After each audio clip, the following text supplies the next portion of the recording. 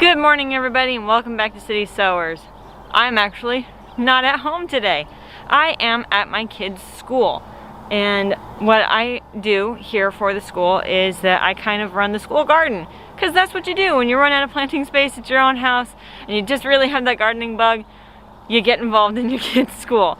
And they did not have a school garden at all, and through some convincing and some donation of my time and my seeds, we now have a school garden. And unfortunately, due to a lot of the COVID restrictions and stuff like that, it has been a little bit abandoned, so it's a little overgrown. So what we're going to do today is come in and we're going to pull out all the fall garden plants and we're going to prep it and get ready for spring planting.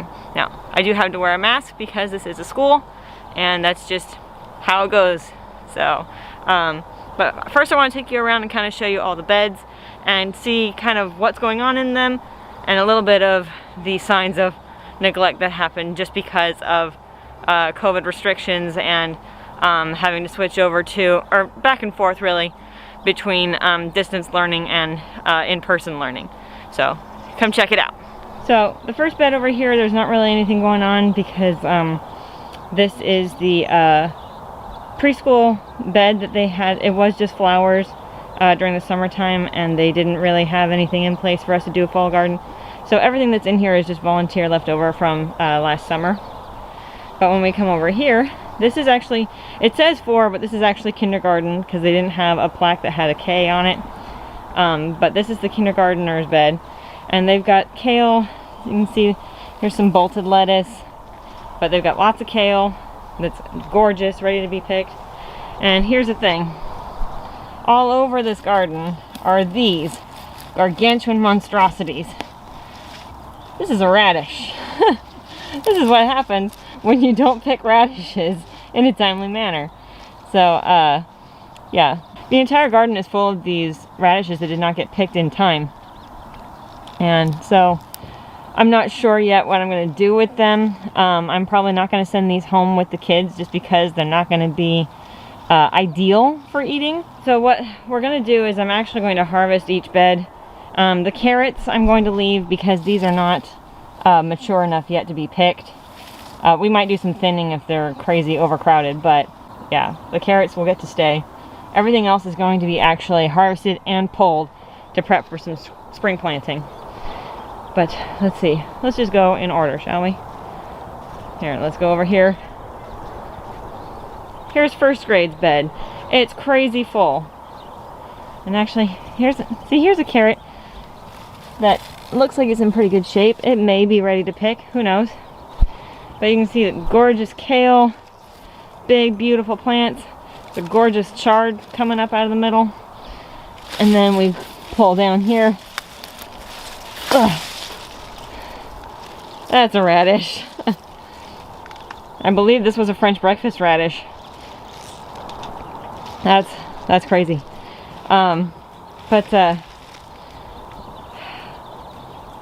yeah, so what my plan is that I have a paper bag for each classroom, and after harvesting everything, we're going to put all the produce into the bag and it can be divided among the students individually. But second grade, got some nice kale in here. Here's a nice golden chard. Yeah, they're looking really good. Third grade, this is actually Audrey's plant, my daughter.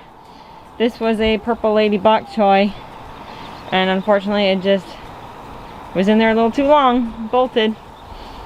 Oh, hello little bee. Oh good, good, good. Pollinators at least visit it.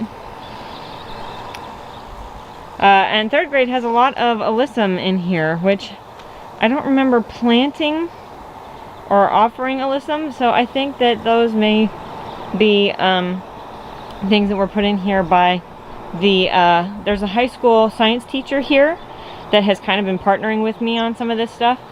He's been pushing for more of a butterfly garden, I've been pushing for more of a vegetable garden, so it's been kind of a hybrid, because his bed back here is what he's been doing with his high school biology class, and they've been putting in like butterfly friendly plants and things like that. Okay, here's 4th grade's bed. It's a little less crowded compared to some of the other beds. They had they actually did come out and do some harvesting in their bed because I have a kid in the class. So he actually had them come out and they pulled all their radishes. So it doesn't look quite so crazy overgrown. And they did have a beet in here that belonged to one of the students, and we had them harvest that. Unfortunately, we do have like every single lettuce that was planted in these beds has bolted, so the kids that planted those lettuces aren't going to get their lettuce, just because that's just how it goes. And this garden, the whole garden, is in full sun all day, which is, I mean, it's wonderful, it's perfect, it's beautiful. But lettuces will bolt crazy fast, even in winter. But yeah, so this bed is, I mean, the kale is just beautiful. I'm so excited. And then 5th grade, all the way back over here. 5th grade, they've got some beets, they've got kale. They had one lettuce that somehow like fell over, but also bolted. So yeah, we're gonna come through, we're gonna empty all these beds except for the carrots, and we will amend so that we're ready to come out here. I will come out here another day in probably a couple weeks and direct sow this whole garden with the kids. Now my goal in all of this effort with the school garden is to get kids excited about their food, to learn about how food grows. Some of them had no idea that carrots even had tops, or how radishes grew, or how fast radishes grew.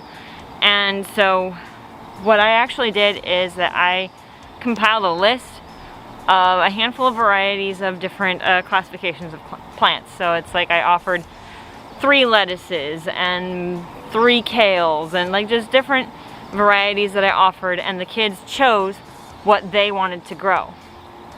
Now for the winter garden, I started the seeds for them because many of the seeds are very, very small, and the winter plants are, I mean, it's exciting for someone who's been gardening, but it's a little less exciting for kids because they're leafy greens. They're harder to know when to pick versus when a zucchini is ready or a green bean is ready.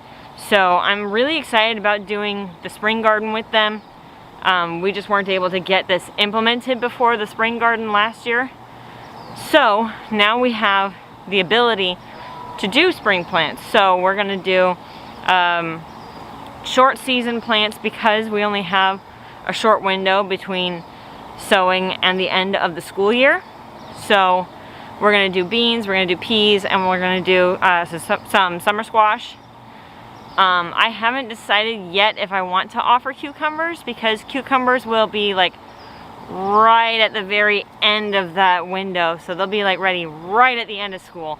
And I would kind of rather to have something that will be ready a little bit earlier so that kids can have more time to harvest it.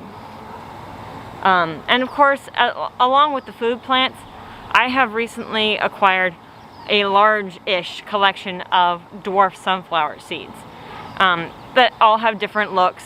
I mean, they're sunflowers, so they're mostly yellow and orange, but there's teddy bears, and there's gold coins and sunspots. So there's all kinds of these different sunflowers that kids can plant, and probably a few other kinds of flowers that will grow and develop quickly. So there's going to be a variety that the kids can choose from, that they can be excited about, that they will put in the ground, and they will get to watch come up. So that's really exciting. But now we got to get this ready. So let's get cracking.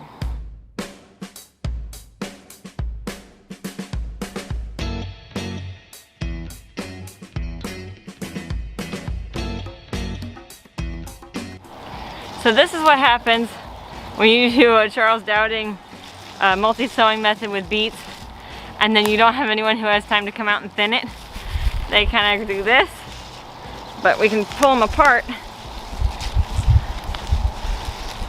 Whew. Come on. There we go. You still get a semi-respectable beet there. And these are, I think, Chioggia beets. Okay. 1, 2,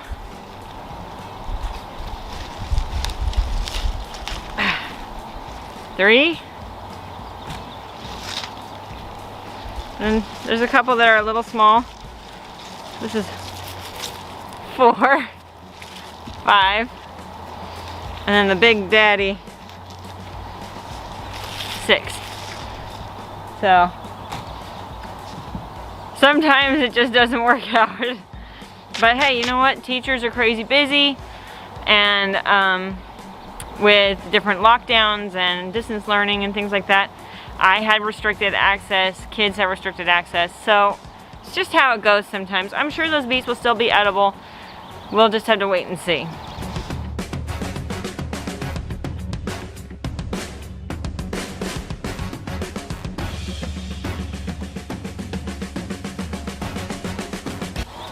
Oh man, thing was in there.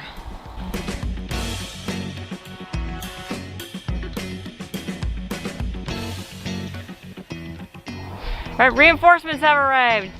My mom has come to help with the garden because the kids are in their classrooms. So yeah, well, it's a lot for one person to do. So now we have 2 people to be all like and muscle these plants. I cannot believe the root system on that first kale plant. That was insane.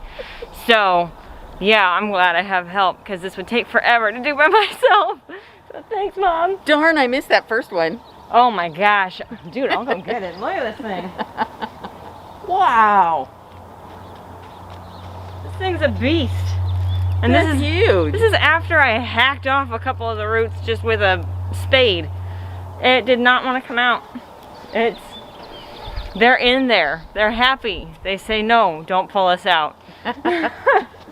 Well, let's change their minds. Yep. All right, let's go.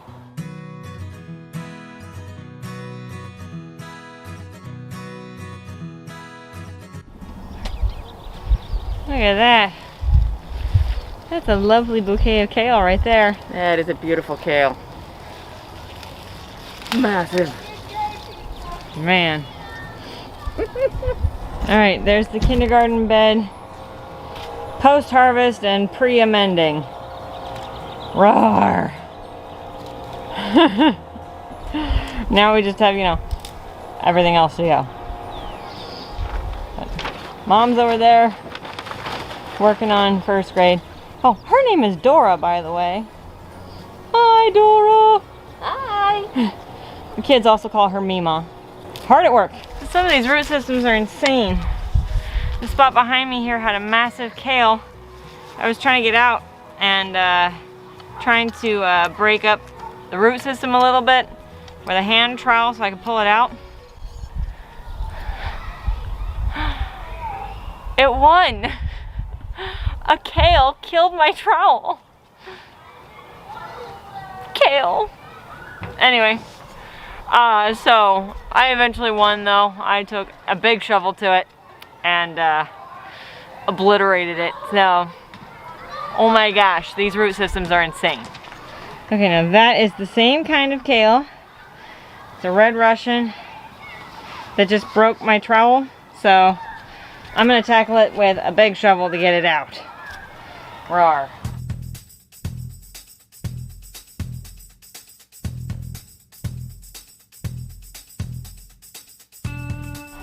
I feel so bad for these poor little bees. They're so happy with this bolted bok choy. But it's gotta come out. I'm sorry, little bees. It's just how it is.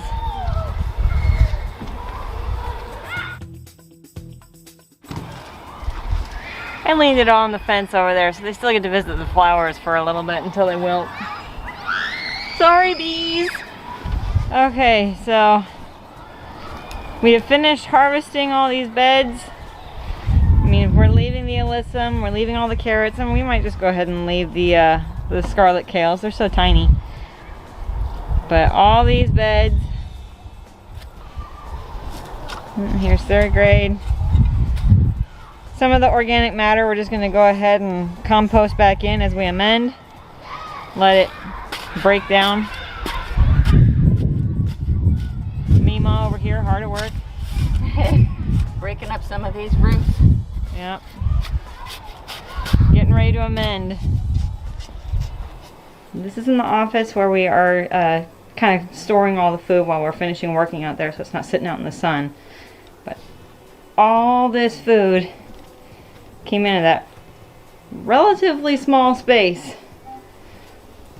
But that is insane. Just a handful of seeds can produce that much food.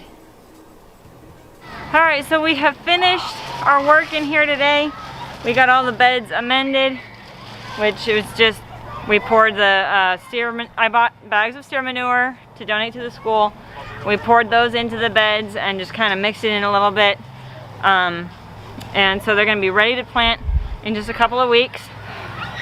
We are going to head home for just a little bit, and then we're going to come back with tables. And unfortunately I'm not going to be able to film that because I can't film a bunch of kids. But what we're going to do is have tables set up for the kids at the end of the school day for them to come through, and they can pick whatever harvest they want to take home.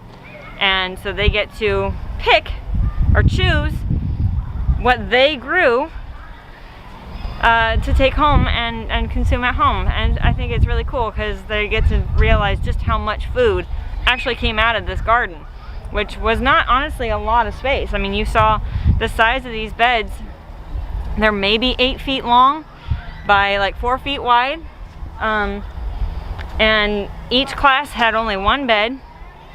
So we had 6 beds worth of harvest, and it made that much food that you just saw in the shot in the office. And so it's like they get to really understand how much food came from just a little handful of seeds, which is really cool. So we're gonna get home, get some food maybe in us, and come back and get all set up for the kids to take home their harvest. So as always, this is your urban nerd with a goat herd telling you you can grow where you're planted.